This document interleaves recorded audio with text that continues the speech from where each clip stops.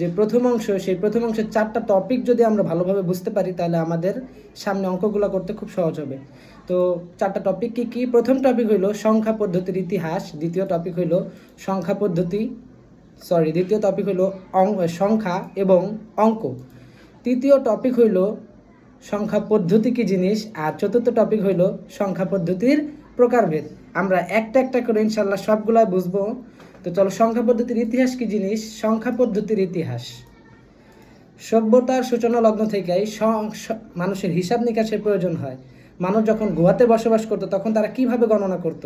তখন তারা পাথর দিয়া দেওয়ালে দাগ টানতো, আবার নুড়ি পাথর দড়িতে গিট দিয়া দিয়া তারা হিসাব নিকাশ করতো। তারা কয়টা শিকার করছে, কয়টা সন্তান হয়েছে, সেগুলা তারা এই মাধ্যমে হিসাব নিকাশ করতো। তো একটা পর্যায়ে তারা এগুলা নিয়ে হিসাব করতে করতে তাদের সংখ্যা পদ্ধতি খুব জটিল হয়ে গেছে। তো সভ্যতার বিকাশের সাথে সাথে তারা সংখ্যা পদ্ধতি আবিষ্কার করে। সেই প্রাচীনকালের সংখ্যা পদ্ধতির নাম হইল হায়ারোগ্লিফিক্স সংখ্যা পদ্ধতি। এটা অনেকটা টালির যে অঙ্ক করছো না তোমরা 9-10-এ, সেই টালির অঙ্কর মতো, বুঝতে পারছো? একটা দাগ দেয়া তারা 1 বুঝাইতো, 2টা দাগ দেয়া 2 বুঝাইতো, 3টা দাগ দেয়া 3 বুঝাইতো। এরকমভাবে প্রত্যেকটা দেশে, সেই সময় প্রত্যেকটা দেশে আলাদা আলাদা সংখ্যা পদ্ধতি আবিষ্কার হয়। পরবর্তীতে শূন্য আবিষ্কার করে ইন্ডিয়াতে। আজকে থেকে প্রায় 3,000-3,500 বছর আগে হায়ারোগ্লিফিক সংখ্যা পদ্ধতি আবিষ্কার হয়, এবং আজকে থেকে প্রায় 1,500 বছর আগে শূন্যের ব্যবহার হয়। আগে যে শূন্য ছিল না এমন না, শূন্য ছিল আগে, কিন্তু শূন্যকে তারা অপয়া মনে করতো, অপয়া মনে করে তারা তা ব্যবহার করতো না, বুঝতে পারছো? তো এই কারণে শূন্য না থাকার কারণে সংখ্যা পদ্ধতি জটিল ছিল। তো পরবর্তীতে যখন শূন্য আবিষ্কার হয় এবং আল খোয়ারিজমি নামে একজন বিজ্ঞানী, আরব বিজ্ঞানী, তিনি 10 ভিত্তিক সংখ্যা পদ্ধতি আবিষ্কার করে। গুগল করলে অনেক একটা হিন্দু লোকের নাম দেখায়। তো এটা নিয়ে অনেক মতভেদ আছে। তো তোমাদের বই পুস্তকে যা আছে তোমরা তাই শিখবা। তো হলো 10 ভিত্তিক সংখ্যা পদ্ধতি আবিষ্কার করছে কে? 10 ভিত্তিক সংখ্যা পদ্ধতি আবিষ্কার করছে হইলো আল খোয়ারিজমি নামে একজন বিজ্ঞানী, আরব বিজ্ঞানী। তো 10 ভিত্তিক সংখ্যা পদ্ধতি আসার পর থেকে আমাদের হিসাব নিকাশ খুব সহজ হয়ে গেছে। তো এই ছিল হলো সংখ্যা পদ্ধতির ইতিহাস সংক্ষেপে। তো তার পরবর্তী টপিক আমরা দেখি, চলো। পরবর্তী টপিক হইল সংখ্যা। সংখ্যা কি? সংখ্যা হচ্ছে এমন একটি উপাদান যা কোনো কিছু গণনা, পরিমাপ এবং পরিমাণ করার জন্য ব্যবহার করা হয়। যেমন একাদশ শ্রেণীতে 243 জন ছাত্র আছে, এইটা একটা সংখ্যা না, এটা একটা অঙ্ক না, এটা একটা সংখ্যা। 243 এটা কি? এটা একটা সংখ্যা। অঙ্ক কাকে বলে? সংখ্যা তৈরির ক্ষুদ্রতম প্রতীকী হচ্ছে অঙ্ক, বুঝতে পারছো? সংখ্যা তৈরির ক্ষুদ্রতম প্রতীকী হচ্ছে অঙ্ক। যেমন ধরো 243 3 অঙ্ক বিশিষ্ট একটি সংখ্যা, যা 2, 4, 3 পৃথক 3টি অঙ্ক নিয়ে গঠিত। 2, 4, 3 এইগুলা কিন্তু এক একটা অঙ্ক প্লাস সংখ্যাও। এই কারণে এখানে লেখা হয়েছে যে সকল অঙ্ক সংখ্যা, কিন্তু সকল সংখ্যা অঙ্ক না, বুঝতে পারছো? তো এইগুলো নিয়ে এত বেশি বিস্তারিত ভাবার দরকার নাই, এগুলো আমাদের তেমন দরকারে আসবে না। আমরা পরবর্তী টপিকগুলো দেখি, চলো। তো পরবর্তী টপিক হলো সংখ্যা পদ্ধতি কি জিনিস। আসলে সংখ্যা পদ্ধতি কি? সংখ্যা ছোটবেলা আমরা যখন সর্বপ্রথম লেখা শিখি তখন কি শিখি? 1, 2 শিখাই না আমাদেরকে স্যার ম্যাডাম বা বাবা মা? তো 1, 2, 3, 4 এরকমভাবে আমরা 5 পর্যন্ত শিখার পর একটু বড় হইলেই আমাদের কি শিখায়? 1, 2 শিখায়। তো এরকমভাবে 1, 2 শিখার পরে যখন তুমি লিখতে যে আমরা ভুল করতাম, কিন্তু লিখতে যাই কিন্তু আমরা ভুল করতাম। যখন সর্বপ্রথম লিখতাম 1, 2, 3 বা 1, 2, 3 ক খ লিখতাম, তো 1, 2, 3 লেখার সময় আমরা 1, 2, 3 ঠিকভাবে লিখতে পারতাম না। বিভিন্নভাবে আমাদেরকে আমাদের বাবা মা টিচাররা শিখাইতো। ধরো তুমি এই তোমার ছোট ভাইকে বা বোনকে 5 লিখতে দিছো, কিন্তু সে আঁকাবাঁকা করে 5 লিখছে। তো এইটাকে যখন তুমি সঠিকভাবে লিখা দেখায় দিবা, এইটাই হলো সংখ্যা পদ্ধতি। কোনো সংখ্যাকে লিখে সঠিকভাবে প্রকাশ করার পদ্ধতিকে কি বলা হয়? সংখ্যা পদ্ধতি বলা হয়। তো কোনো আমরা একটু বইয়ের ভাষায়, ফ্যান্সি ভাষায় বলতে পারি, কোনো সংখ্যা লিখে বা প্রকাশের সাহায্যে গাণিতিক হিসাব নিকাশ করার জন্য ব্যবহৃত পদ্ধতিকে কি বলে? সংখ্যা পদ্ধতি বলে। তো পরবর্তী টপিক, চলো। সংখ্যা পদ্ধতি এইটাই, আমাদের এইটুক জানলেই হবে। সংখ্যা পদ্ধতির সংখ্যাটা মনে রাখতে হবে যে কোনো সংখ্যাকে লিখে প্রকাশ করার পদ্ধতিকেই কি বলে? সংখ্যা পদ্ধতি বলে। পরবর্তী টপিক হইল সংখ্যা পদ্ধতির প্রকারভেদ। তো অবস্থানের উপর ভিত্তি করে আজ থেকে শুরু পর্যন্ত সৃষ্ট সংখ্যা পদ্ধতি হলো 2টা: নন পজিশনাল ও স্থানিক সংখ্যা পদ্ধতি, অথবা পজিশনাল এবং স্থানিক সংখ্যা পদ্ধতি। এই 2টা নিয়ে আমরা আলোচনা করব, এই 2টা বুঝবো এবং এই দুইগুলার ব্যাখ্যা দেখব। পরবর্তীতে আস্তে আস্তে আমরা পজিশনাল সংখ্যা পদ্ধতি কত প্রকার এগুলা বুঝবো, কারণ আমাদের সামনে পজিশনাল সংখ্যা পদ্ধতি নিয়ে অঙ্ক করতে হবে। তো প্রথমে আছে নন পজিশনাল সংখ্যা পদ্ধতি। চলো নন পজিশনাল সংখ্যা পদ্ধতিকে আমরা বুঝি। নন পজিশনাল সংখ্যা পদ্ধতি হলো যে সংখ্যা পদ্ধতিতে সংখ্যার মান সংখ্যায় ব্যবহৃত অঙ্কসমূহের অবস্থানের উপর নির্ভর করে না, তাকে নন পজিশনাল সংখ্যা পদ্ধতি বলে। একটা উদাহরণ দিলে বুঝতে পারবো সুন্দরভাবে। যেমন হায়ারোগ্লিফিক্স একটা নন পজিশনাল সংখ্যা পদ্ধতি। তো দেখো এখানে 3 4, এখানে 3টা দাগ দিয়ে 3 বুঝাইতেছে। তো দেখো আমি এখানে একটা উদাহরণ টানছি 3, তো 3টা দাগ দিয়ে আমি 3 বুঝাইলাম। এখন আমরা যদি এই প্রথম দাগটা মুছা পিছনে দেই, দেখো পিছনে দিয়ে দিলাম, প্রথম সামনের দাগটা মুছা পিছনে দিলাম, এর কি অবস্থান পরিবর্তন হলো, কিন্তু অঙ্কের মানের কোনো পরিবর্তন হইলো না। অঙ্কের মানের কোনো পরিবর্তন হলো 3 3ই রয়ে গেছে। এই কারণে এটা নন পজিশনাল সংখ্যা পদ্ধতির সংজ্ঞার ভিতরে এটাই বলা হয়েছে যে সংখ্যা পদ্ধতিতে সংখ্যার মান সংখ্যায় ব্যবহৃত অঙ্কসমূহের অবস্থানের উপর নির্ভর করে না, অবস্থান পরিবর্তন হলো কিন্তু মানের কোনো পরিবর্তন হয় না, তাকে নন পজিশনাল সংখ্যা পদ্ধতি বলে। আমরা যখন পজিশনাল সংখ্যা পদ্ধতি পড়বো তখন এটা বুঝতে পারবো খুব ভালোভাবে। তাহলে এই নন পজিশনাল সংখ্যা পদ্ধতি যদি তোমাদের আসে, খ মার্কে আসবে। আর এটা আসলে কিভাবে ব্যাখ্যা করবে, এটা কিভাবে কাজ করে, তো চলো এই ব্যাপারেও আমি সুন্দর করে লেখা রাখছি। নন পজিশনাল সংখ্যা পদ্ধতি কি কি, হায়ারোগ্লিফিক্স, রোমান, আরও বই অনেকগুলো আছে। তো এই পদ্ধতিতে ভিন্ন চিহ্ন বা প্রতীকের মধ্যে হিসাব নিকাশ করা হয়। এই পদ্ধতিতে ভিন্ন চিহ্ন বা প্রতীকের মাধ্যমে হিসাব নিকাশ করা হয় হতো। 2 নম্বর হলো এই পদ্ধতিতে ব্যবহৃত প্রতীক বা অঙ্কগুলো পজিশন বা অবস্থানের গুরুত্ব পায় না। পজিশন পরিবর্তন হয় কিন্তু মানের পরিবর্তন হয় না। তারপর হলে এই শুধুমাত্র অঙ্কটি নির্দিষ্ট মানের উপর ভিত্তি করে এর হিসাব নিকাশ করা হয়।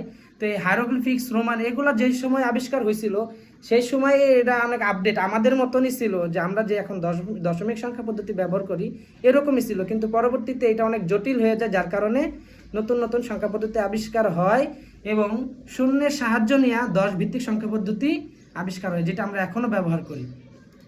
তো নন পজিশনাল সংখ্যা পদ্ধতি বুঝতে পারলে চলো পজিশনাল সংখ্যা পদ্ধতি কি জিনিস দেখি।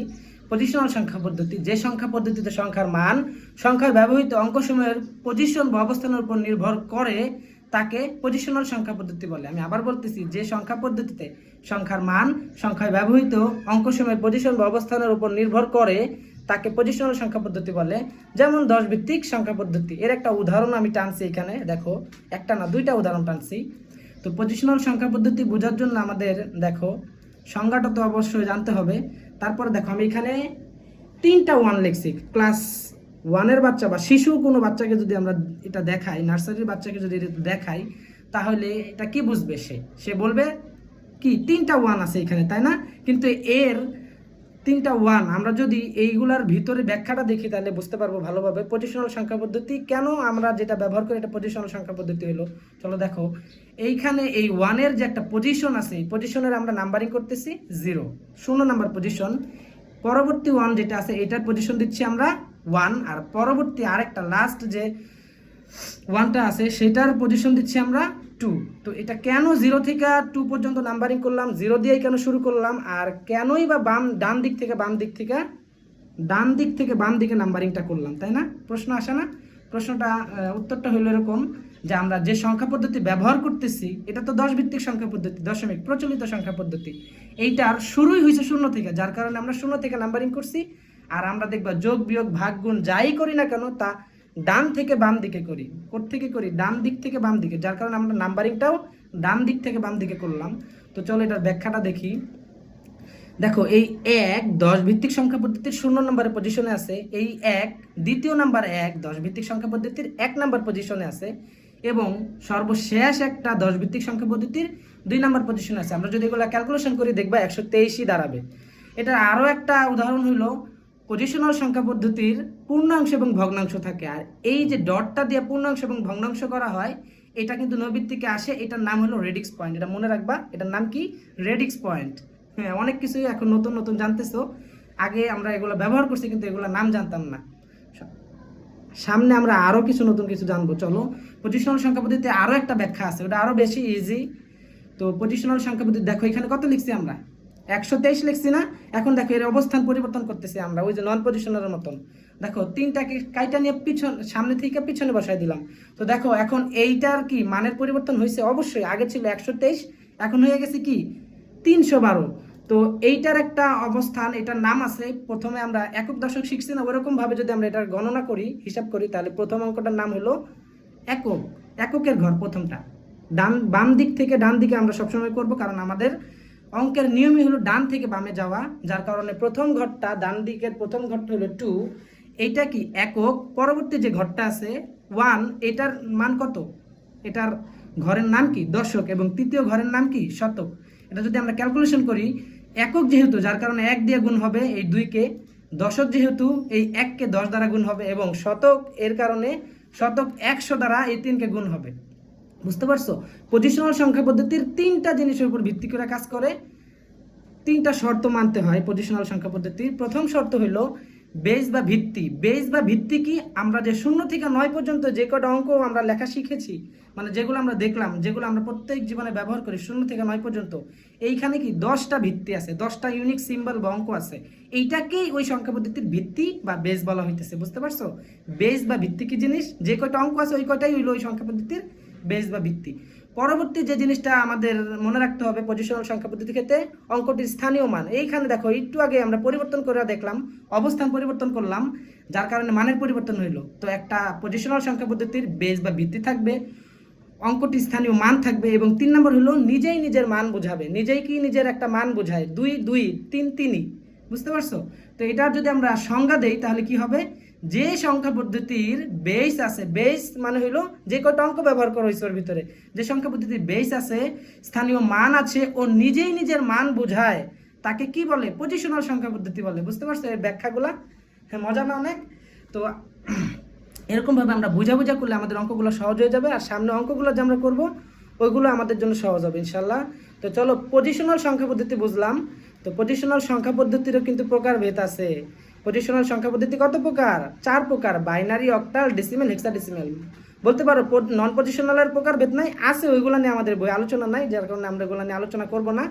আমরা শুধুমাত্র পজিশনাল নিয়ে আলোচনা করব। পজিশনালের ভিতরে 4 ভাগে ভাগ করা হয়েছে, তার মধ্যে প্রথমটা হলো বাইনারি, অক্টাল, ডেসিমেল আর হেক্সাডেসিমেল। বাইনারি সংখ্যা পদ্ধতি কি জিনিস, কেমন দেখতে?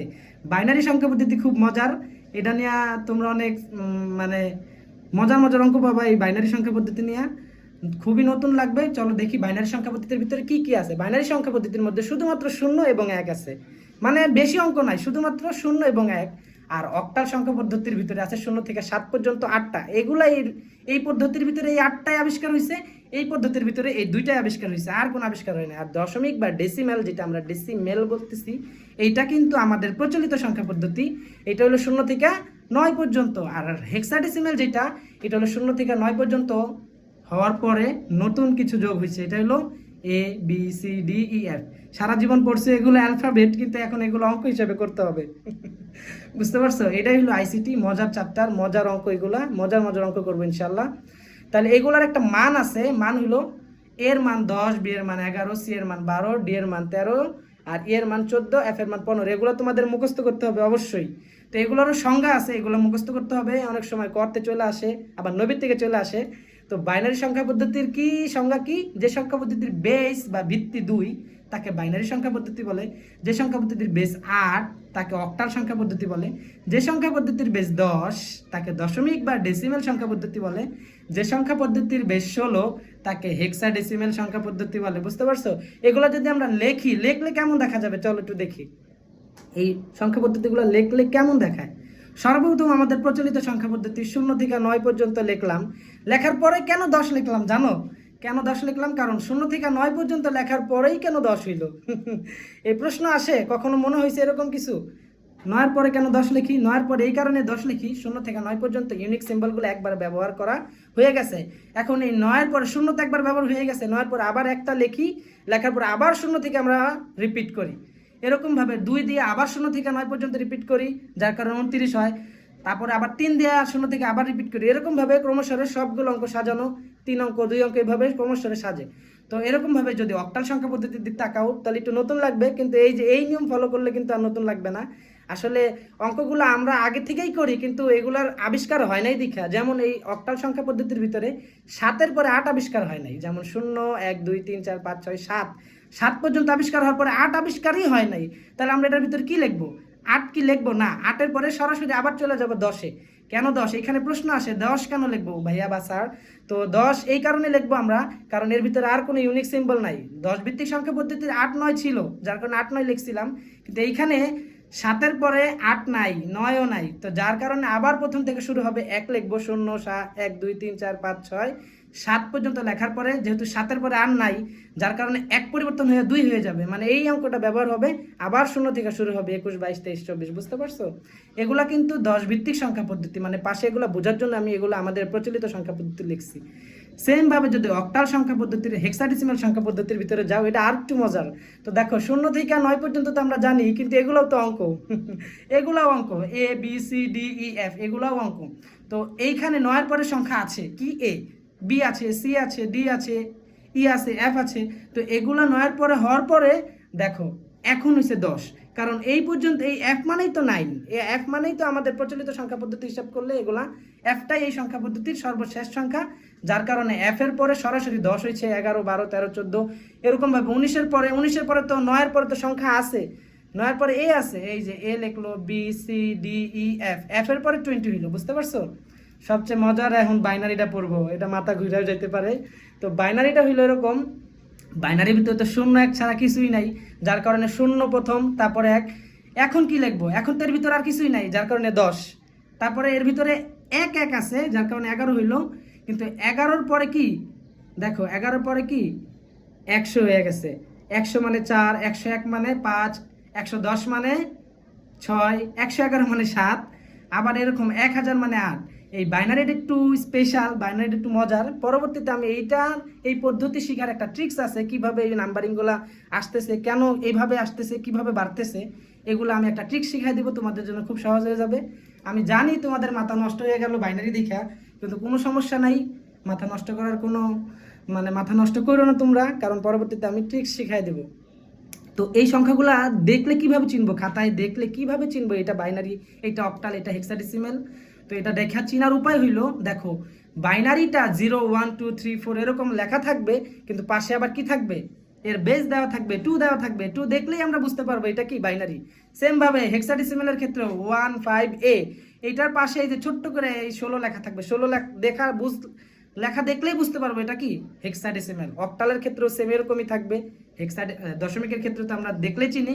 কিন্তু এই চ্যাপ্টারের ভিতরে আমাদের প্রত্যেকটা সংখ্যা পদ্ধতির ভিতরে অনেকগুলো সংখ্যা পদ্ধতি না, যার কারণে প্রত্যেকটা সংখ্যা পদ্ধতি চিনার সহজ করার জন্য নিচে এটার বেস দেওয়া থাকবে, বুঝতে পারছো? আমাদের সহজের জন্য তারা কত কষ্ট করে গেছে তো আমরা এই পর্যন্তই শিখবো, এগুলো ভালো করে তোমরা পড়ো, মুখস্থ করো সংখ্যাগুলো, ইনশাল্লাহ পরবর্তীতে যে আমরা অঙ্কগুলো করব, অঙ্কগুলো খুবই সহজ হয়ে যাবে। আর পরবর্তী টপিক হইলো যেগুলো নিয়ে আমরা অঙ্ক করব, এগুলো হলো সংখ্যা পদ্ধতির রূপান্তর। রূপান্তর হলো আমরা যে কয়টা সংখ্যা পদ্ধতি শিখলাম, এগুলো পরস্পর রূপান্তর করা যায়। তো এই পরস্পর রূপান্তর কতভাবে করা যায়?